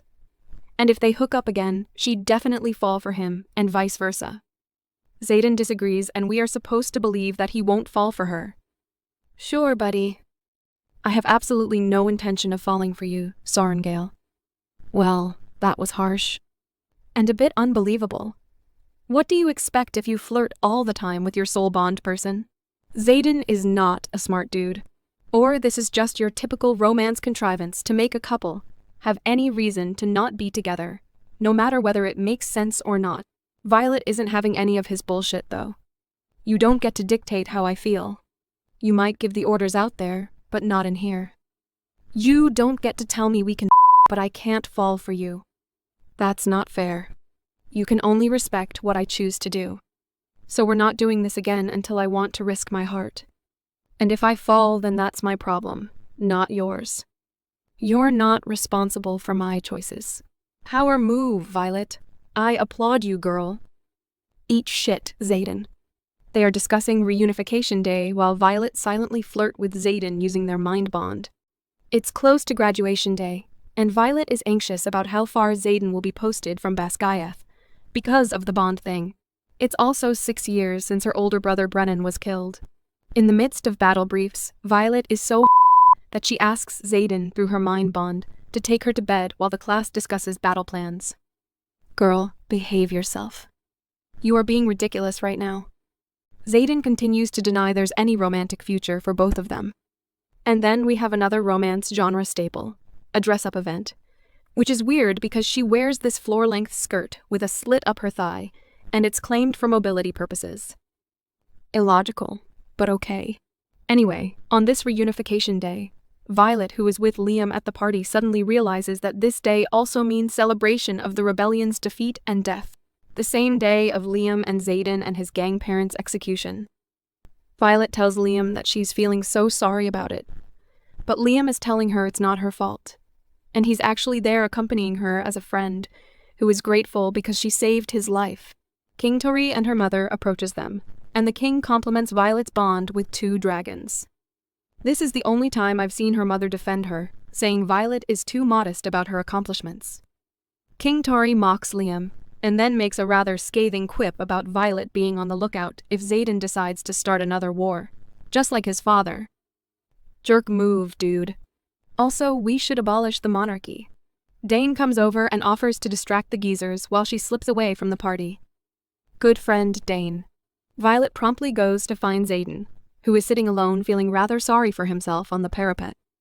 While wearing this impractical dress, Violet walks on the parapet to Xaden. Chapter 32. They have an argument about feelings and love, and Xaden finally relents that there's only one person for him, and that's Violet, and that he's been wanting her since they first met. I told you so. Everything is just a fake enemy to lovers because Rebecca Yarros is a liar. They confess to feeling jealous over each other before, Xaden feeling jealous when Dane kissed her, while Violet is in a misunderstanding about Imogen, who according to Xaden actually has the hots for Garrick. They then commit to being honest with each other from now on. And then Xaden sees what she's wearing, and your typical alpha male growl emerges. It doesn't matter, it's not Omegaverse. If it's cheesy authors, you'd always get the growls. They do the sheathing scene once again, this time in Xaden's room, and this time without denial of their feelings. And Violet shatters the windows with her lightning power. Because it's a mind-shattering like, literally, get it? I don't deserve you. But I'm going to keep you all the same. Good. Because I think I'm in love with you. His eyes flare wide and his arms tighten around me. You think? Or, I know. I'm so wildly in love with you that I can't imagine what my life would even look like without you in it. And I probably shouldn't have said that. But if we're doing this, then we're starting from a place of complete honesty. I legit cringe reading the lines I'm about to read out loud, because they're terrible. Oh, gods. Which one are you calling out for? He asks against my flesh. Because it's just you and me in this room, V, and I don't share. You. My fingers tangle in his hair. I'm calling out for you. Cringy. And I've read Ice Planet Barbarian. At least that book doesn't take itself seriously. Anyway, post-coitus is disrupted by Garrick because, of course, there is an attack. Chapter 33. They are under attack. Xaden kisses Violet before they leave, and Liam notices that she's wearing Xaden's jacket, and she gets teased for it. It's then they realize it's not a real attack, but instead it's the war games, which means they'll have a war simulation for 5 straight days. Xaden orders Violet to wear all the daggers she owns, and she replies in the affirmative. Xaden makes Andarna, Violet's other dragon if you remember, a saddle-like contraption similar to the one he made for Tern. It's to ensure that she can keep up with the other dragons. Violet falls more in love with the dude. Xaden takes Violet to go with him and his gang instead of her squad, because they can't be separated for 5 days, prompting Dane to protest, arguing she's safer with Dane. Dude, just no. Xaden refuses him, and Dane snaps, accusing Xaden that this is his plan all along, to get Violet to get revenge on General Sorengale. Violet then, in a roundabout way, tells Dane that she chooses Xaden over him, and Dane is hurt. Dane dude is oblivious for hundreds of pages. Chapter 34. They ride all day to the Athabine, and Violet feels the magic is wilder there because of the lack of the wards. Xaden and Violet find the time to flirt while riding their dragon. Keep looking at me like that and we'll be stopped longer than a half hour, he warns without looking at me. Promise? Xaden is holding Violet's hand in front of his gang, and Violet is swooned. Apparently Xaden does this because he trusts every single member of his gang. Xaden then fusses over Violet, and then they make out. Seriously? You both have been spewing about priorities and shit, and you have the time to do this in the war games? Priorities, guys. Suddenly, Xaden yanks away from Violet because they've been surrounded by a woman and a couple of griffin riders. And out of nowhere, Xaden apologizes to Violet and asks her to stay calm. Violet, on the other hand, is very confused, like me. And then Liam is also apologizing to her and holding her while Xaden goes towards the griffin riders. And I was like, oh no, they are going to rebel, aren't they? Chapter 35. This is one of the most important chapters, I think. Xaden is talking with the griffin riders like they're a colleague, something about the shipment, and about the fact that one of their villages is decimated by supposedly mythical beings called Venin. Venin is supposedly a dark magic wielder who is corrupted and loses their soul to dark magic. They can steal someone's magic from them. They also can create wyvern, creatures of dark magic to rival the dragons. Apparently, Xaden and all of the children of the traders have been working with griffin riders all this time, smuggling them weapons to fight the Venins. Violet feels deeply betrayed and thinks all of her interaction with Xaden has been fake, and that he's been using her for this purpose. She also is angry at Liam and both of her dragons for keeping their illicit activities behind her back. Xaden tries to explain it to her, but she refuses to hear him out. You're thinking I've betrayed our kingdom. Logical guess. Good for you. Another bolt of lightning whips free, streaking cloud to cloud. You're working with griffin riders? I leave my arms loose at my sides, just in case I need my hands free to wield. Though I know I'm no match for him. Not yet. Gods, you are such a cliche, Xaden. You're a villain hiding in plain sight. Xaden uses this very fragile time to explain that the griffins are actually called flyers, not riders. Dude, read the moment.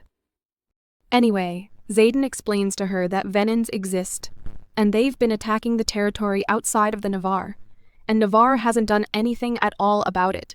The Venins can't enter Navarre because of the wards, which render their dark magic futile. So it's a conscious decision to let Venins destroy the territories outside Navarre borders. Indignation lifts my chin. Why the hell would we choose to do nothing about people being slaughtered? It goes against everything we stand for. Violet, what the Are you suggesting this warmonger kingdom cares about people and their lives? Why are you so stupid to forget that even the professors kill students at Basgiath? And that is what your kingdom truly stands for. The same one who punished innocent children because of their parents' supposed sins. Not gonna lie. I really hate Violet's ignorance at this moment. The separatists/rebellion movement was actually just dragon riders deciding to help these people outside the wards from the Venin attack, and they were executed for it. And suddenly Violet remembers her father's letter about erasing history. He's actually talking about this. She believes Xaden's story, but no longer trusts or loves him anymore.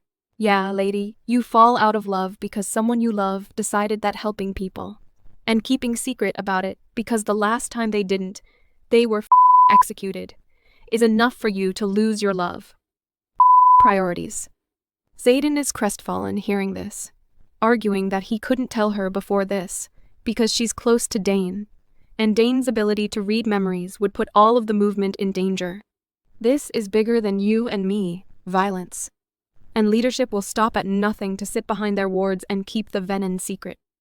His voice is raw as he pleads. I watched my own father executed trying to help these people. I couldn't risk you too. He leans into my space a little more with every word, launching my pulse. But I'm done, letting my heart make my head's choices. You love me and... Loved, I correct him, sidestepping so I can get some space and then taking it. Love, he shouts, stopping me in my tracks and earning us a glance from every rider within hearing distance. You love me. They decide to put this aside and go to the Athabine. But the post is empty for some reason, which never happened before. Xaden orders Violet to be by his side because he thinks it's not war games anymore.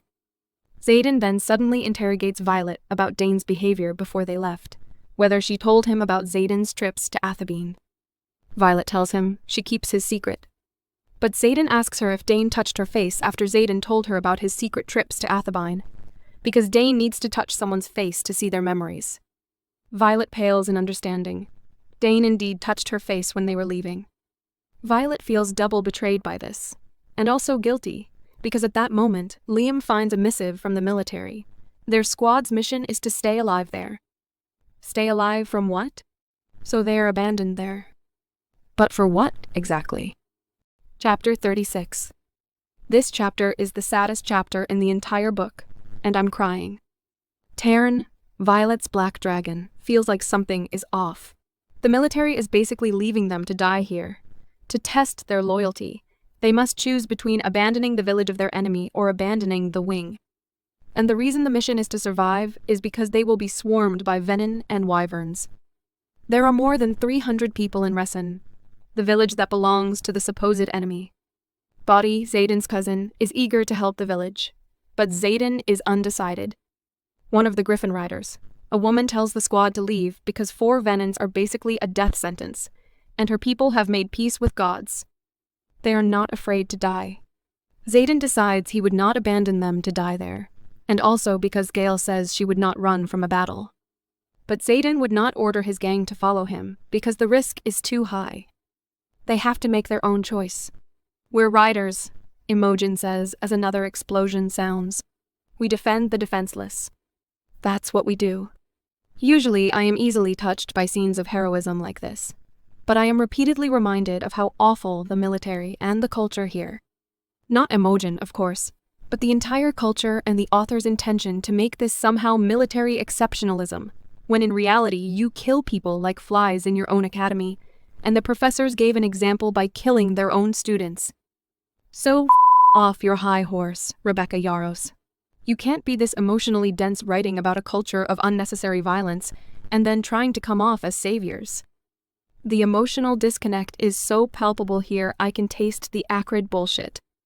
But then again, war-loving people usually have to have a high level of emotional disconnect to justify their love for war.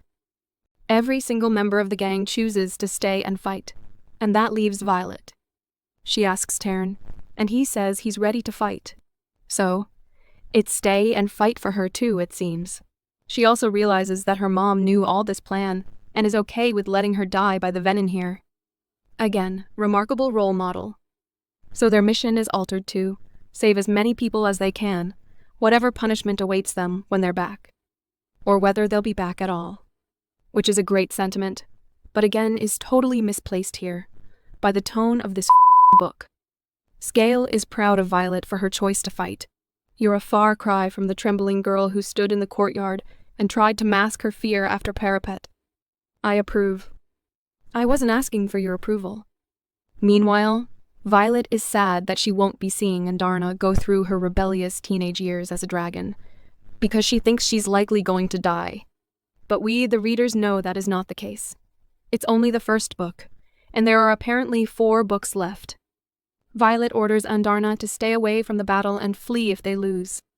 They are then facing two-legged creatures. So, not dragons. They are in fact against wyverns, the mythical creatures.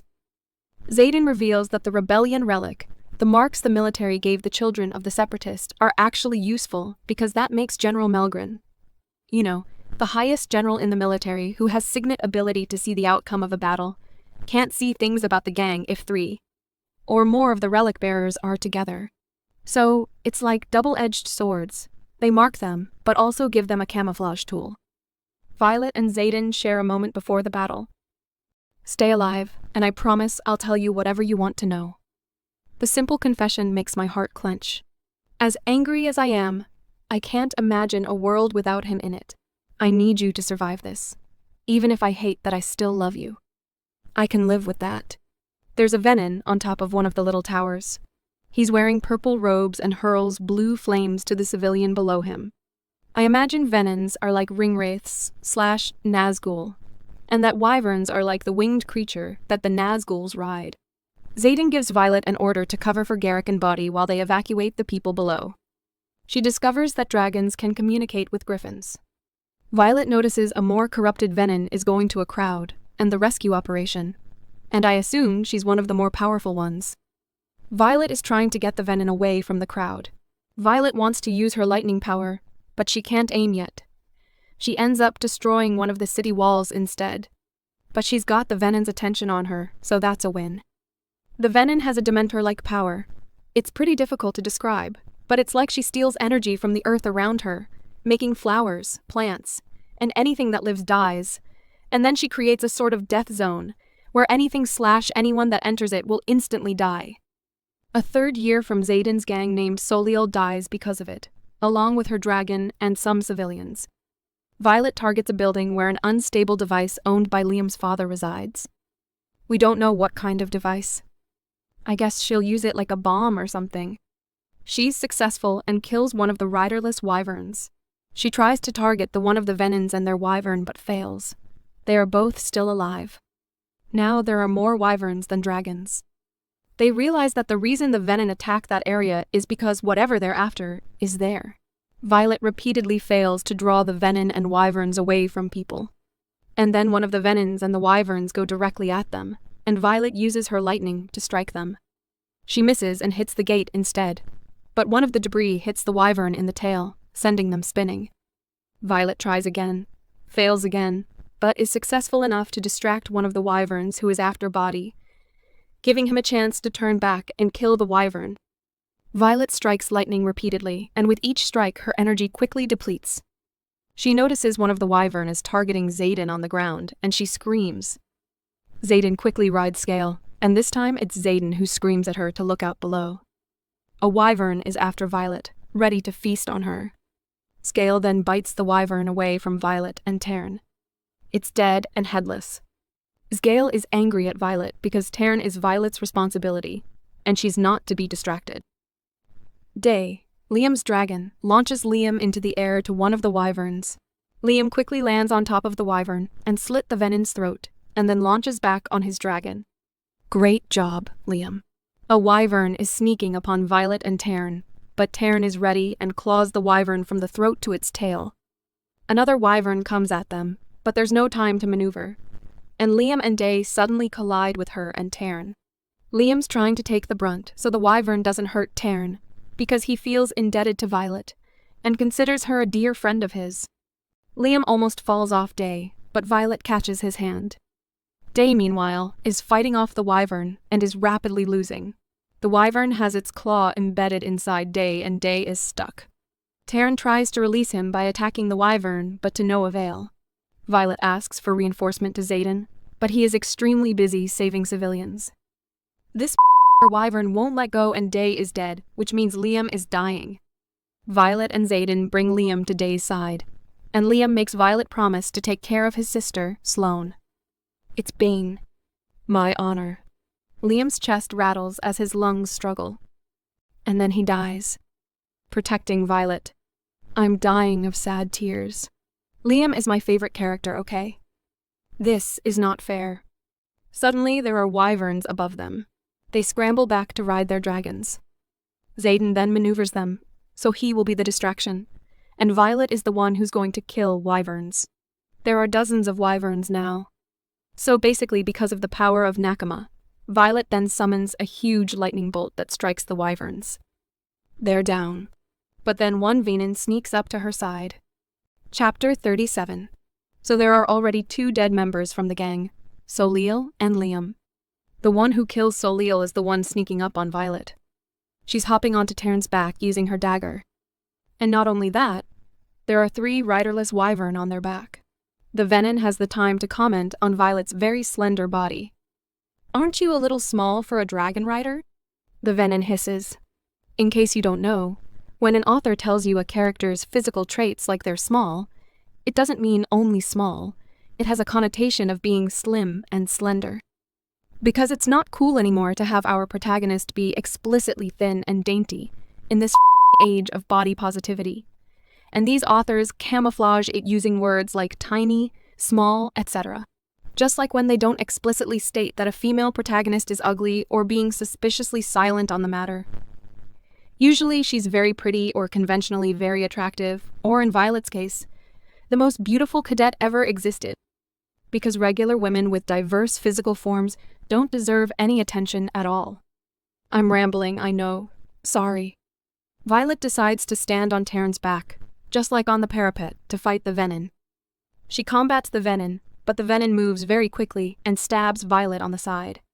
The Venin once again comments how special Violet is. Such untapped power.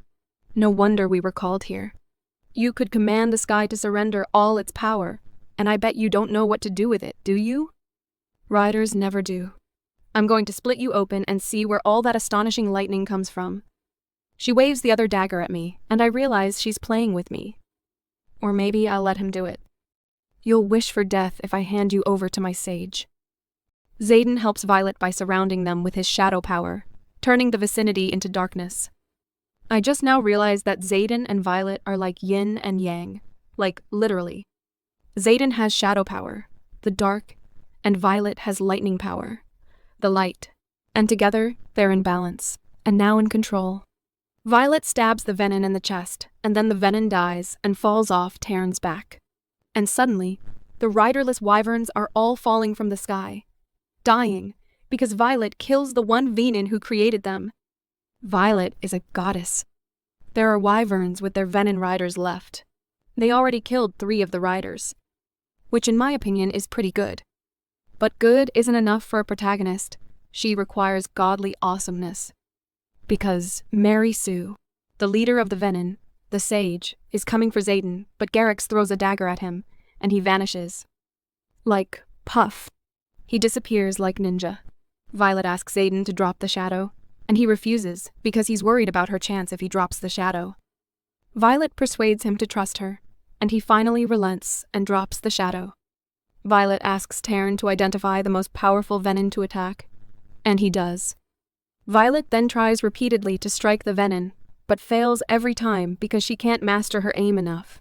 She's burning all her power doing so, though, and risking herself to die. Undarna then lends her power to Violet, using her signet power to pause time.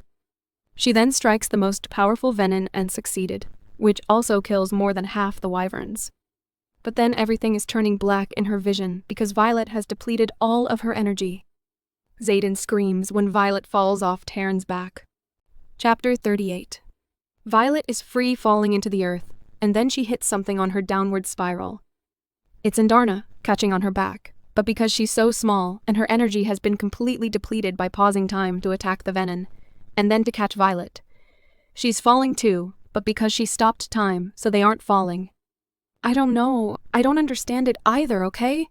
So when Undarna starts time again, Xaden is already there, catching Violet. Turns out she's poisoned by the green dagger that stabbed her earlier. Her blood is now black. Xaden and the gang are thinking of rushing Violet to Nolan, the healer in Basgiath. But it's a 12-hour flight. There's someplace closer according to Xaden, but I guess it's very risky because the other members of the gang kinda hesitated a bit. Body supports his decision though, while Imogen and others are in doubt. Taryn threatens to cook Xaden if he fails to save Violet. Hours later, Violet is awake, still struggling from the poison, struggling to breathe. Xaden is pleading with her to survive, and then someone is calling Xaden's name, someone whose voice is familiar to Violet. She thought it might be Liam. That person asks Xaden to save her. Chapter 39. For some reason in this last chapter we have Xaden's point of view. They are in Eretia, a formerly city of ruin that has been secretly rebuilt for rebellion purposes. Xaden feels so much regret and feels like a failure for getting Violet badly injured and almost dead. He also feels guilt over Liam's death. And he feels the most guilty about keeping secrets from Violet, losing her trust in the process. Xaden then comes over Violet's room to check on her wounds, and she lets him fuss over her. The blackened wounds have almost completely healed, leaving only a silver line behind. Xaden is extremely relieved to see this. Violet then assures him she's not going anywhere and kisses him. Xaden is worried about her memories though, and can't bring himself to tell her that Andarna has lost her signet power. Violet, meanwhile, deduces that Melgren can't see the battle outcome if there are more than 3 children of the Separatists together. That's why they aren't allowed to assemble. Other members of the revolution demand that Violet decides then and there whether to join the revolution and keep their secret or not. Violet chooses to join them. Violet then remembers everything and warns Xaden not to lie to her again. She may still love him, but she doesn't trust him, and maybe never will again. Xaden is in love with her and willing to work hard to earn her trust again, and says to her exactly that. He's optimistic he can earn it back, because as long as she still loves him, he still has a chance. By the way, Xaden tells her she's not healed, but mended. And I don't know the difference. And while Violet asks Xaden if the wyvern attack was just an accident, there's a knock on the door. Someone comes in and answers her instead, that the wyvern attack wasn't an accident. The voice belongs to someone from Violet's past. It belongs to her supposedly dead brother Brennan. Turns out he's part of the revolution. Brennan? She stares at her brother in open-mouthed shock. Brennan just grins and opens his arms. Welcome to the revolution, Violet. And that's how this book ends. Not gonna lie, I was kinda excited when first reading this book and was hoping to find some dragon romance. No matter how cheesy it is, I'd like it. I was wrong. This book should be easy to like if the author has any prior experience in fantasy writing, because it's very obvious that she does not. I'm tempted to believe the rumor that the publisher ordered her to write romance fantasy, and she agreed. But hey, that's just my speculation, because it's a romance fantasy genre that's been trending these days. Violet being the most Mary Sue character that has ever existed also doesn't help. I get that it's a wish fulfillment fantasy because Rebecca Yarros said that Xaden is inspired by her own husband, and Rebecca Yarros herself came from a military family, just like Violet. So it's a 100% self-insert story.